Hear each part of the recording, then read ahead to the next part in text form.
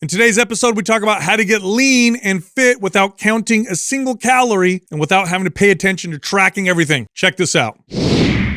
Okay, look, here's a fact. In order to lose weight, you have to take in less calories than you burn. However, counting calories is often a failing strategy for people when it comes to long-term success with weight loss. So in today's episode, we're going to talk about all the different ways you can get lean and healthy without ever having to count a single calorie. Yeah. Maintain flexibility. That's it right there. You know, the first point I made is definitely true. And this is where people get tripped up, is that it is true. You have to take in less energy than you burn. It's what's called an energy imbalance. So to put it plainly, if you burn 2,000 calories through just being alive and activity and everything else, and then you eat 1,000 calories, your body has to make up the difference. And ideally what we would like for it to do is to tap into fat, because body fat is a way your body stores energy. And so that's how weight loss happens. So it sounds very logical that in order to lose weight, you just figure out how many calories you're burning and then count calories and make sure you stay under that. And then boom, you lose weight. And it does work. The problem is it's got a very high fail rate over time, right? So it works in the short term, but long term, it tends to not work very long. What was your personal journey with like figuring out macros and calories? Like, were you somebody who, because I know you never really, even when I think you were getting shredded, I don't think you tracked really, did you? No, I don't, because you're not a big I've done it before. I've done it before, just so I know how to do it in, counting macronutrients and being aware of that kind of stuff. So I'm aware of what's in food, but I never liked it because it always felt, what's the word I want to use? For lack of a better term, unnatural. Like it didn't feel like life. It's like robotic. Yeah, and I'm like, and I could be that way. Like I could totally be robotic when it comes to fitness. But it just felt, you consider where I come from and my culture and my family. We do so much with food and we celebrate so much with food. And I already had food intolerance issues, so I already put parameters on things. Like I had to tell my Italian mom that dairy and gluten bothered me. Yeah. So that didn't go over so well. Yeah. But then I'm going to start counting calories and macros when we have weekly Sunday dinner, or my mom would cook dinner every night when I was a kid. Remember, I started working out as a kid. So it just felt like, gosh, who would do this, for it just didn't feel right. Now, the irony of that, Adam, is I had my clients initially count calories and I'd give them meal plans, but I'd see them fail. I'd see them do well for a few months and then fail. What about you, Justin? Well, I mean, I definitely kind of went through the counting calories thing just to get a good awareness of it and to be able to see like how I could manipulate it and shave down in weight and try and get leaner. I've never been a big fan of it, but again, I know the value is there in terms of like, if I could figure this out specifically to my own habits and really identify some of those food groups and things that are contributing the most, like, it's usually on the fat side for me is like where all those calories really kind of come up. And that was something that I was able to kind of just slowly adjust from there. And like, I guess for me, the value was finding the ways to just tighten screws in what my normal habits were. If I wanted to then make it a little bit more sustainable approach later when I wanted to manipulate my weight and get leaner. So I did enjoy the peering into that and seeing like what I tended to gravitate towards and like what kind of, if I had coffee, I tend to have it a little bit with some sweetener or something. And like, if I just tapered off of that and then reduced, that from a calorie perspective, and also like, just little things that I could do that made a big impact and difference. I translated that to my clients a lot more effectively. Yeah. Now, Adam, you aside from competing, because obviously you competed at really some of the highest levels when it came to physique. You got yourself a pro card. And that requires that you have to dial everything in and get to a really extreme body fat percentage. And obviously you compete against other people doing this. Besides that period of time, which I think tracking is essential, did you do it outside of that a lot as well? Or were you much more different? I did leading up. I did leading even before competing, I had already, we've talked before on the show about, calorieking.com. And I used to have, before it was .com, I had the little booklet with all the macros in it. I used to by hand, used to track it. This was well before the MyFitnessPals and Fat Secrets came along. So I was a on and off tracker, but it used to be like when I was on my kick, I was tracking. When I wasn't on my kick, I was totally off the rails. my relationship with it now, and that's why I like this episode that you prepared, because I'm a big advocate of tracking. I just think that it's a good part of like educating yourself on your habits. What is a protein? What is a carb? What is a fat? How many calories do each of them hold? Like, I think there's a tremendous value in figuring some of those. Then once you kind of have an idea or a baseline in that, I think it's even healthier to move away from it. So I think like the tips that you have written out, or the hacks you have written out today, I would say this is how I live my life now. Like, I can still get leaner and build muscle and get in shape, and I don't need to weigh and measure and track.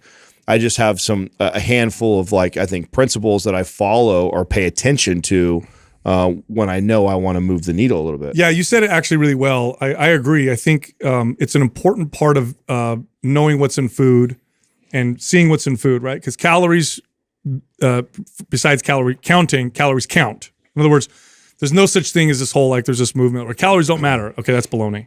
They do matter. They're energy. And if that energy discrepancy is in the negative, you're going to gain body fat, regardless of what your diet's made up of. Macronutrients matter.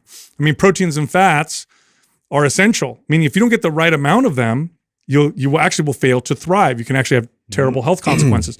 Carbohydrates are not essential, but carbohydrates do contribute to things like athletic performance. And besides that, calories and macronutrients are important for health, muscle gain or preservation, satiety, subjective feelings of energy and health, which how you feel is a huge part. And that's where the challenge comes in. This is where the trouble that comes from counting calories. When people count calories, they often, this is the answer, that's all I'm going to do.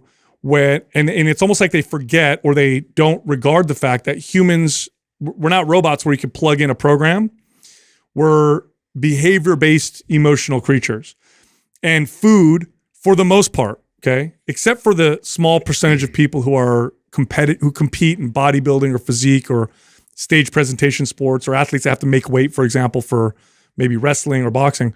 Besides that small percentage of people, nobody eats with this formula long term. Everybody eats based off their behaviors, right? It's all behavior and emotional based. So it makes no sense to ignore that and go totally with calorie counting. Or I should put it differently, it makes no sense to focus most of your energy on the behaviors. It's good to have the information to use as data, but since we're behavior-based creatures and we eat based off of behaviors and emotions, we need to focus most of our efforts on that. And that's where we find success. So, I want to ask you guys, when did you see this switch with your clients where you saw that, oh, this is actually, this maybe changing my strategy? Because I used to give clients meal plans and tell them to hit calories and that stuff. Right. And they'd see results in the short term, but in the long term, they always failed. It wasn't until I did what we're going to talk about in this episode, I did that later, and I just saw a much better long-term success. Yeah, it's funny. I think the theme remains the same with being a good coach, is that I figured it out much earlier for my clients than I did for myself. Yeah, that's true. So I started to realize this, very early on. Writing a diet, handing it to a client, and having to, follow this to a T was extremely unsuccessful. And that starting to piece together some of the stuff that we talk about that all addresses behavior stuff was way more beneficial. In fact, one of the things that is highly contested or debated in the fitness space is the several small meals and how it doesn't make a difference. I'm actually somebody who would argue the other side and advocate for it, not for the reasons that I think that it was argued in the past, which is it, stokes the fire of your metabolism. Yeah. And if you eat more meals for the day, you get this roaring metabolism and it speeds the, none of that. Because if calories are all equated the same, then it doesn't make a difference if you have 2 huge meals or 6 small ones. But what I realized was when my clients had, 5 to 6 prepared small meals and they had something ready to go and they were eating every 2-3 hours, they never got really, really hungry. They never got to that point where they were fighting cravings off. They were always eating before they were feeling that come on. Plus they planned it. And they had it all planned out. Yeah. And so they made better decisions. And so even though there was this crazy movement early on to make the small meals, and then all of a sudden we shit on that science and everybody went away from that again, I'm still one of those people that are like, I'm still a fan of that for a lot of people because, again, I think it addresses some behaviors that we have created around eating that I don't think are good behaviors. And this is a simple hack, in my opinion. I don't even think that was on your list. No, that's a great one. But that's one that I'm still very pro for that exact reason. Yeah, I think it's the key here, or what should I say, the goal is to figure out how to modify your behaviors so that you automatically get close to calorie and macro targets. In other words, are there ways that I can get my behaviors to change where I feel good about it and it feels natural, which lead to I'm eating the right amount. I'm eating the right amount of proteins, fats, and carbohydrates, and I feel good. And I do want to say this. If your goal is to get to 5% body fat, this probably won't work for you. This works very well long-term. So this is a very good, like generally relatively lean. I'm a man, I'm around 12, 13% body fat. I'm a woman, I'm around 18 to 22% body fat. If you want to get super ultra shredded, you're going to have to track. I'm gonna argue that a little bit. That's partially true because, and your very first point we're going to move into is to eating protein first. I would make the case. So let's just say, even though I'm not, but let's just say I do want to get down to 5% body fat again. I actually would still start here. So I still would start with all the behavior things first before I actually really try and hone in. When would you start tracking it? What body fat percent generally do you think? When I start to struggle with plateaus. Oh, okay. So whatever that is. That's right. Because I think you can get really far with this. I agree. I think you can get really, really lean and in good shape. Some people better than others. I think you're probably even a better master at it than I am because I think you've trained yourself to use the behavior ways. I would have to probably switch over to tracking when I get around 9%, I would probably say. I could probably get all the way to 9% relatively easy. Not easy as in it wouldn't take discipline and consistency. Easy as in if I just followed some of these steps that we're going to talk about. And the very first one, eat protein first. That is the very first thing I do. So I'm glad you labeled that as the first one. It's like when I decide I'm going to dial in, I really want to change my body composition, I haven't been paying attention to my protein intake at all. That's the very first thing that starts to shift over. Yeah. So what this basically means is when you have your meal in front of you, the protein portion of your meal, which usually is the meat portion, so it's either beef or chicken or eggs or dairy, the protein portion of your meal, eat that first. And that modifies your behaviors a couple different ways. One is it, and this is huge, it manages your blood sugar levels or your blood glucose levels, right? When you get these highs and lows, that affect in blood sugar, that affects your behaviors by making you feel irritable, lethargic, and having cravings. So that's one. Number two, immediately protein is very satiating. If you eat 30 grams of protein or 50 grams of protein before you eat the rest of your meal, that protein, and studies have shown this very, very clearly, that protein blunts your appetite and makes it so that you don't want to eat as much. So when clients would eat protein first, it would lead to a behavior that naturally made them eat less overall. It was a very, very easy hack with this one right here. I want to add to that because what happens when someone hears that, or when I teach this to a client, they go, "Oh, okay, I get it," and then they would make this effort that when they have breakfast, lunch, or dinner, that they would eat the protein first and then move to the other macros. The challenge becomes when people have the temptation to want to snack in between meals. And so my rule to add to this is the rule that I have for myself. When I start making protein a priority, that means I actually won't even eat anything unless I have a protein with it. So I will not like protein really works for this. It does. It's just a simple, like, for example, if I want some grapes right now, I will not just sit down and just like chomp away grapes. You know, it's a fruit. You like a meat stick first. That's right. I would eat a piece of beef jerky with it, or I get 4 to 6 ounces of a meat and then have the grapes. So I won't allow myself just to sit down and snack, even on a carbohydrate that somebody would consider as quote unquote healthy or a better choice. Because what ends up happening is then if I allow myself to do that, then I end up filling my behaviors too. This is not me tracking, just naturally fill my calories up with carbohydrates, and I never hit my protein intake. So anytime I sit down to eat, protein first. And if I really, really want those carbs, again, I got to pair it with the protein first and eat it first, even when I'm snacking. Yeah, for the record, protein provides the most satiety So it blunts appetite the most, and you get full fastest on it and the longest. Second would be fat. Third is carbohydrates. So carbohydrates are the least satiety producing, and I think that's why you're talking about these carb snacks in between, because they do tend to, I feel like it actually makes me hungrier. It does. As a result. Here's a giveaway for today's episode, MAPS Anywhere. It's the equipment-free workout program. Do it anywhere. It's great for beginners, intermediate, and it's also great for advanced people. There are modifications to make the workouts really kick your butt. Anyway, here's how you can win. Leave a comment below this video. Make sure it's a good comment and do so in the first 24 hours that we drop this episode. Subscribe to this channel. Turn on notifications. Do all those things. If we like your comment, we'll notify you in the comment section. We'll comment under your comment to let you know that you won MAPS Anywhere. Also, we got a sale going on right now. We have 2 workout program bundles that are 50% off. The Skinny Guy bundle, which has all this amazing stuff, and the Fit Mom bundle, which has all this other amazing stuff. Both are 50% off. If you want to get signed up, click on the link below at the top of the description to get yourself that discount. All right, here comes the show. All right, this next one, this is a powerful one. And this one I figured out before I figured out all the other ones we're about to talk about right now. And that was to avoid heavily processed foods. Like if you have one rule in your diet, it's just, I'll eat as much as I want. I'm just not going to eat these ultra processed foods. Okay, so ultra processed foods are in boxes or wrappers. They have long shelf lives. They have ingredient lists that are, so like all the inside portion of the grocery store. Yes. For the most part. Yes. And studies now show why they're such a big deal.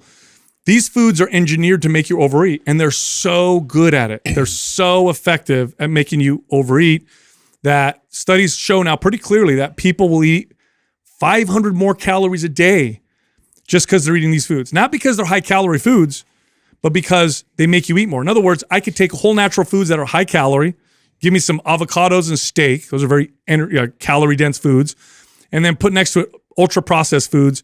And you'll end up eating more calories with the ultra processed foods, even though these are more calorie dense because they're engineered. Yeah, remember, there's more engineering there to really get your palate to go crazy. And it just prompts you to seek out more novelty and more foods that are going to fit these very specific sweet or salty type of high level flavors. Yep. To give an example, and this is an ultra processed food, but it is processed in comparison to its whole natural part. Think of how many apples you can eat in one sitting. Now think about how much apple juice you could drink in one sitting. So apple juice removes the fiber, removes the skin, and you don't have to chew on it. You could just drink it. And you can go much further. Now, the example I always use is a big family bag size of potato chips, which is like 5 or 6 potatoes. I don't know anybody can eat 5 or 6 plain potatoes all at once. I know a lot of people eat a whole bag of chips. I'll raise my hand. I could do it, right? I could eat a whole bag of chips and, afterwards I'll feel full. But if you put 5 plain potatoes in front of me, I don't know if I could do it for $5,000. It'd be really hard. I would gag. So these foods make you overeat. So just avoiding them naturally brings your calories down. So I'm gonna add to that hack also. If I am gonna eat something in a wrapper, in a bag, in a box, in a can, then the one rule I give myself during this time is that it needs to have 25% or more coming from protein. Oh, I see. 20%, 5% of the calories. That's right. Yeah. That really limits the processed foods that I'm gonna have. But it opens the door for, oh, you know what? I'm a little light on my protein. I don't have time to make something. I can go have a protein shake. I can go have a protein bar. I can do some of these things if I absolutely need to, even though my goal is always to eat whole foods first. But then if I go, okay, I don't have the time for that. I got to do something really quick. Okay, well, then I'm going to limit myself to something that says 25% of the calories come from protein. So then it is considered a protein food. It's more likely or less likely, I should say, to make you overeat. That's right. Like the other ones. That's right. All right, this next one, Adam, was one that I heard from you first, and I loved it, which is rather than taking foods away or out of your diet, so you look at your diet like, I want to get in shape. Rather than cutting foods out of your diet, think of some really healthy foods and add them in instead. And then eat those before you eat the other stuff. And what it leads to is, naturally, I remove some of the bad foods. So contrary to what you would think in terms of weight loss coming into a program, and you're a coach and you're like, okay, let's add some food to your diet. and you're trying to get on a diet, which is like, it's mind blowing. But yeah, to the point of it, having a natural effect behavior wise of changing and making better decisions, it's quite substantial what it does. Well, part of this, the evolution of it, or the origin of it for me, was actually doing this for myself, because it goes back to what the very first thing is, right? Is eat protein first was the first hack and tip. And what I found I naturally do, and most all my clients naturally do, is when they're off the diet, they gravitate towards the carbs and the saturated fats, and they under eat protein. And me just simply saying target protein, add protein in the diet, naturally started to clean the diet up. So I found it worked really, really well for myself. Then I applied it to my clients, saw how well it worked for them. And vegetables, like low calorie, fibrous vegetables, probably work really well with it. Yes. First ones, Proteins and then greens. Those are the two things I would add, like right away. Like people were either under eating on their fiber, or they were not getting enough protein in their diet, and simply telling them no. I didn't tell them they couldn't have any certain foods. I just said, hey, we never get X, Y, and Z in your diet. Let's add those in. Just every day I need you to hit these one or two things, and then let me assess the diet after that. Lo and behold, they would magically all of a sudden start to lean out and start to build a little bit of muscle, and they would feel great. And I knew I was playing, and as a coach and a trainer, when you've been training people long enough, that much of the battle is the psychological battle that you're playing with them. Like how do I close them or convince them to eat or train or do the things I want them to do without making them feel like I'm forcing them or manipulate them into that. And it was just like one of those trainer hacks of, instead of me telling them they can't have stuff, I'm going to just focus on the things I know that will create better behaviors in their diet. And this was one of them. Yeah, there's like less need, that intrinsic need to rebel. Right. So it's like you have this, you're coming in with less of a restrictive, like rigid, like concept of what your diet could be. And I think it works so well because I just think that we're all kind of rebellious in nature. We are. And I think it's just in our nature to want to rebel. Yeah. And if you're watching this right now and you're like, oh, I don't need to do that. I'm self-aware, and you still have to lose 30 pounds, or you've done diets on and off and they failed.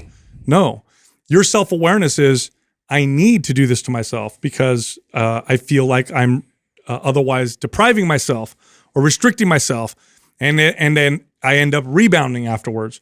So know yourself enough to know that, when I take things out of my diet, I end up rebounding. So I'm just going to add healthy things, and then not even worry about the other stuff, and then watch what happens. And what almost always happens is you end up removing some of the worst offenders. All right, this next one, this is a bodybuilder piece of advice. And bodybuilders used to talk about this all the time at helping them burn body fat and build muscle. The problem was the science didn't support it, except in the real world, it actually worked.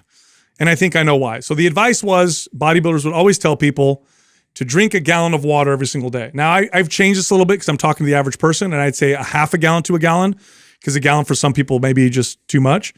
But I noticed when I would tell clients, target this much water every single day, make this your goal, they would end up losing weight. Why? It tends to make you eat less, and you don't drink other stuff. When you're drinking a gallon of water a day and that's your goal, and you got your bottle next to you with the marker, I used to have my clients buy where they'd have to drink 4 of these bottles, and they'd have to track it throughout the day. It's like they don't realize, but they're drinking less juices, less sodas. They're moving more because they got to pee, so they got to get up and walk, and they're eating better because being hydrated tends to help with appetite. Yeah, and a lot of times they're mixing that signal of hunger with being thirsty and being deprived of, or being dehydrated, in their body wanting to seek this out. And so to be able to keep hydrating and it keeps you somewhat satisfied a bit longer. And then also, I mean, you do run to the bathroom quite a bit more, so I guess you're getting extra calorie burn. I mean, so your steps go up. Yeah, I don't see people's steps absolutely do. I mean, I don't have much to add to that because you guys hit all the main points on why people have so much success with.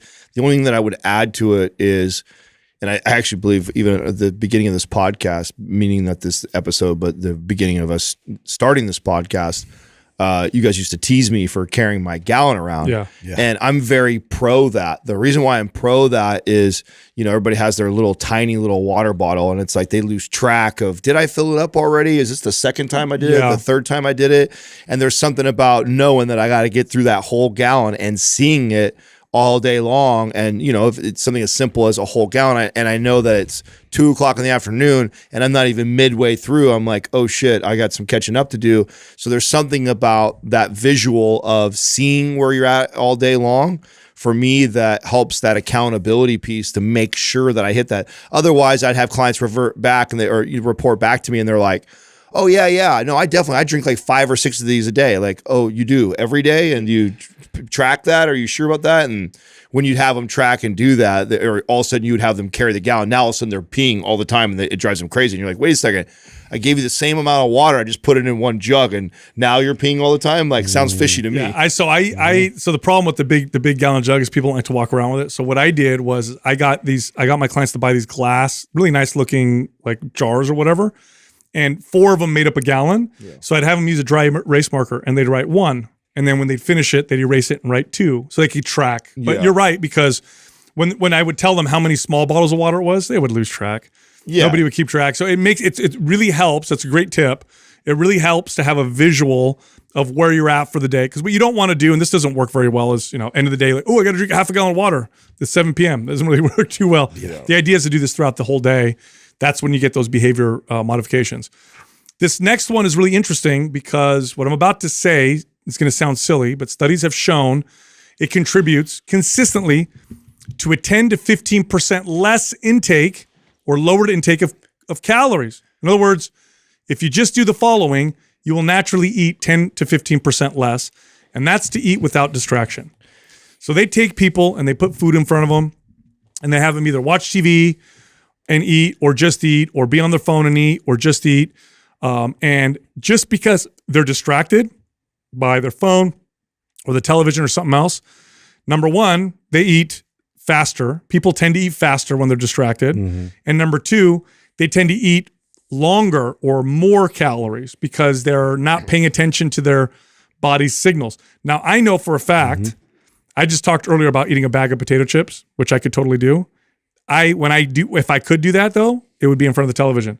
If I sat with nothing around me, no, you totally wouldn't. I wouldn't be able in to. Silence, just eat a whole bag. You would never do that. You have to be distracted. Yes, I'd have to be watching a movie or something for that to happen. That's what's wild about that. Most people, if they're being completely honest with themselves, I mean, you have a whole different. If you sit in your room and you eat a whole bag of chips by yourself with no distractions, and you have a whole that's different another thing. level. We have another thing we got to work on besides just that relationship with food. Period. Get you outside. Most people are distracted when they eat. You know, it's funny when you bring up the 10%. I can't help but think that paired with just avoiding ultra processed foods is enough to get probably 60% of the country in shape. Oh, like just saying, okay, this is too complicated for me. There's too many hacks here. There's too many things to figure out. Okay, just eat whole foods.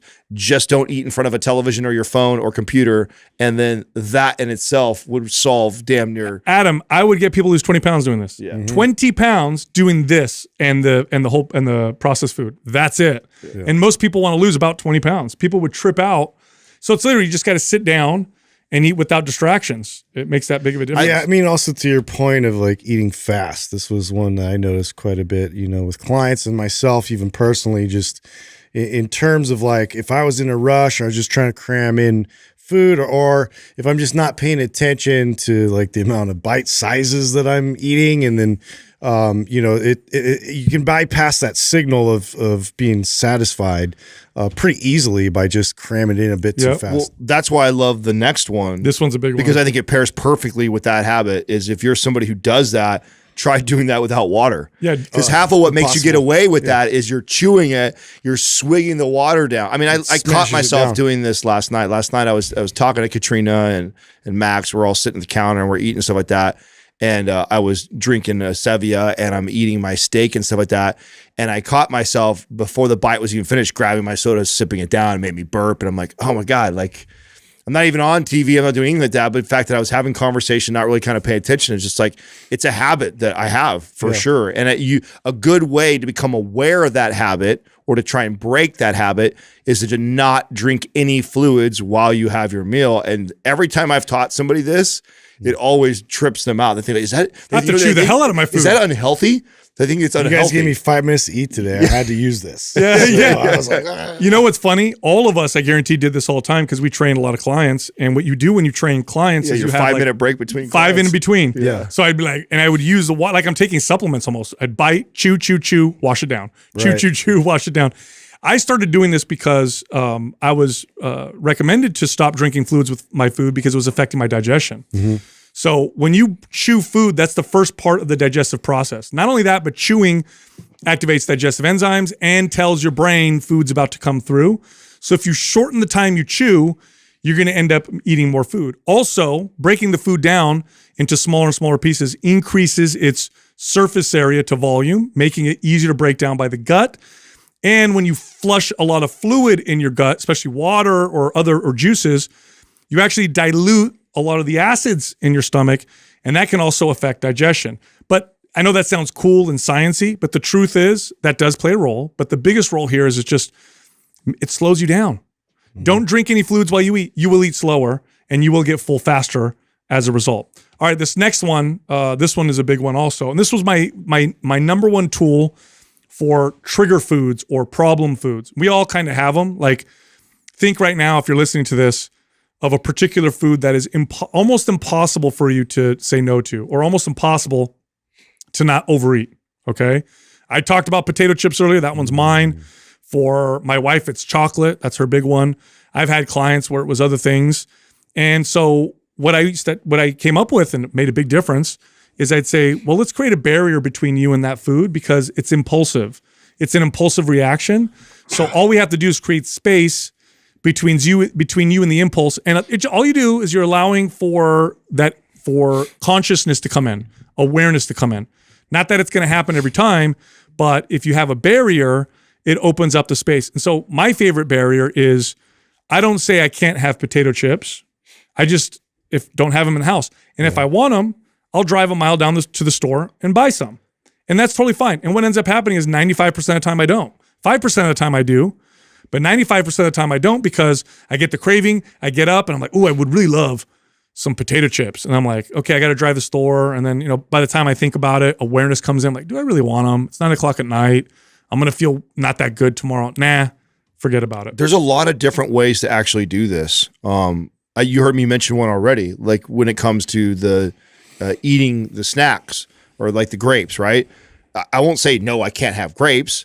I just said I need to have a protein with it. It's really it's creating a barrier. It means that I had to go prepare the meat or go find some sort of a protein to go with that if I really want that. And I'm not telling myself I can't have the grapes. It says, hey, my goal is to make sure I get this protein in. So I'm creating a barrier with that. I've done this before too with like if I really want something, I go, oh, okay, well, I first need to hit my protein intake for the day. If I hit my protein intake and I still want that thing, I'll allow myself to have it. Or I haven't worked out today. Like I need to get my workout in first. And then if I still want that thing, I'll have that. That's a barrier. That's perfect. So and a lot of times what ends up happening is I end up finishing the perfect day of eating, hitting my protein tank. And now I'm satisfied. Now I don't have that craving for that thing anymore. I don't even want it. It's not hard for me to not have it now. Or I get that great workout in and my body now wants to be fueled with something healthy and good for me. I'm not craving that thing. So those are all ways of creating barriers other than not technically, because I like not having it in my house because that's what I do also.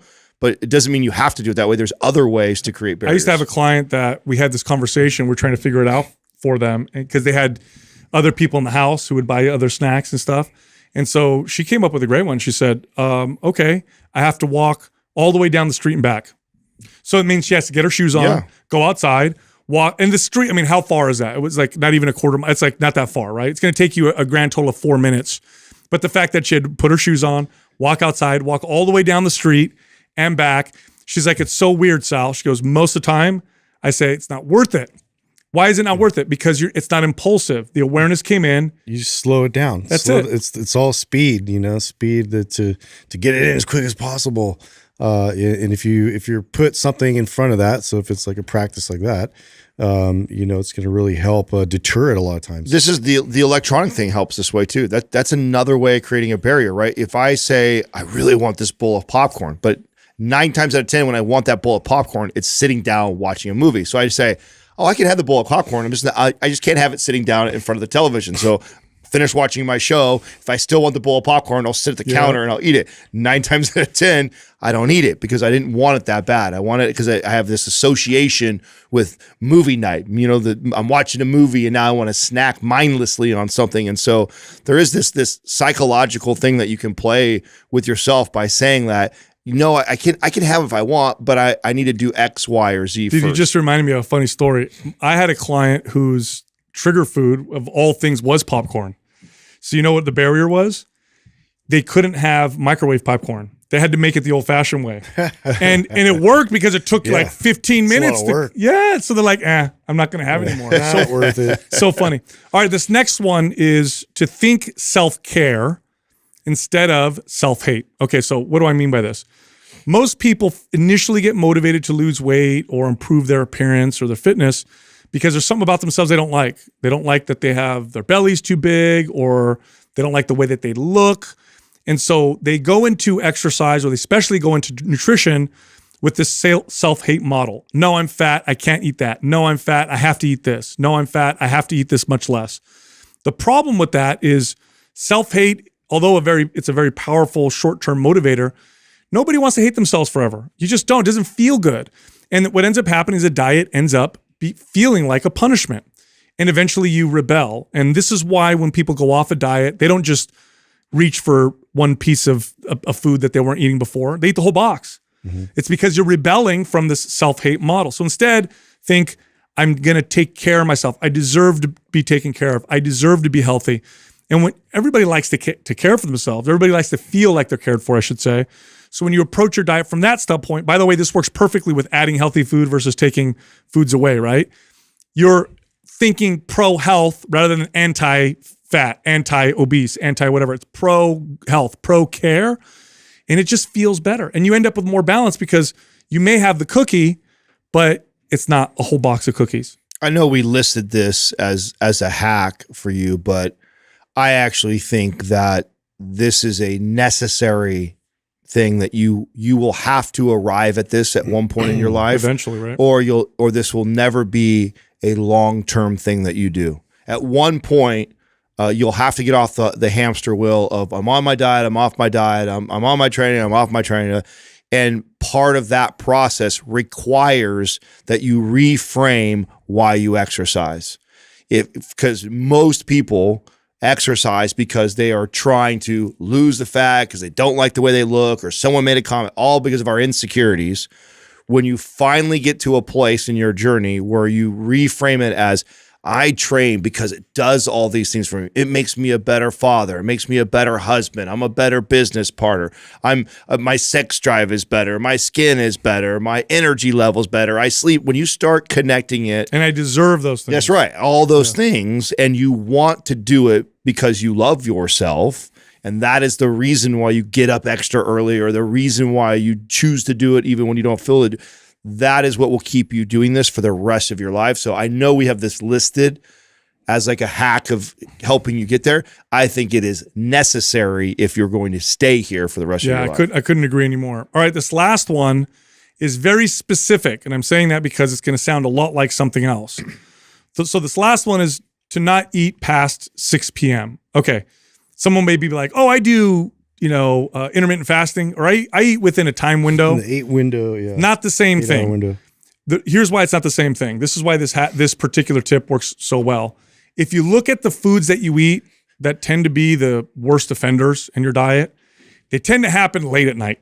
Mm-hmm. If you were to analyze the average person's diet and you looked at what they ate in the morning, in the afternoon, in the dinner, and then what they ate after 6 p.m., especially close to 9 p.m., mm-hmm. I bet you would see a larger percentage of heavily processed foods, garbage, overeating in the evening. That's when we tend to watch TV with our food.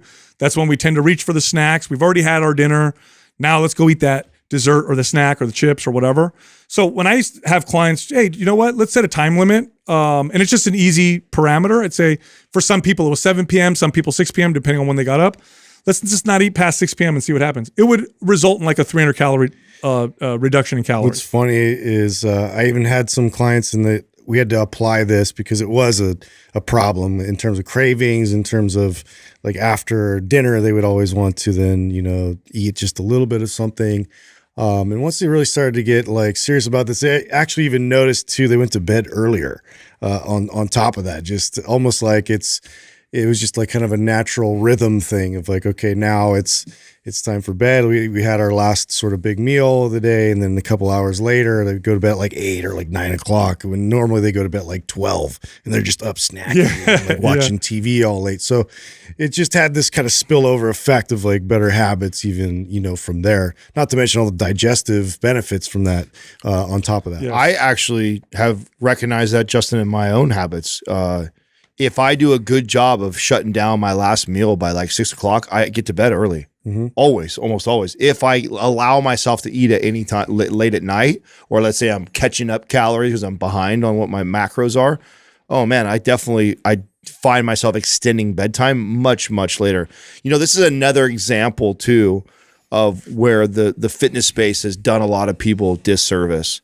But like my earlier point of the small meals, like, right, the science came out to disprove that there's no technical, you know, mechanistic benefits of you actually. Yeah, if all the calories are the same, doesn't matter. That's right. So what that ended up doing was it ended up deterring a lot of people that would have used that strategy to get them in shape that probably would have helped them out, because they now hear like, oh, it doesn't matter. And there's a bunch of fitness people that have made videos off of doing that I think have done more harm than good. I think it's a good tip. This is another one.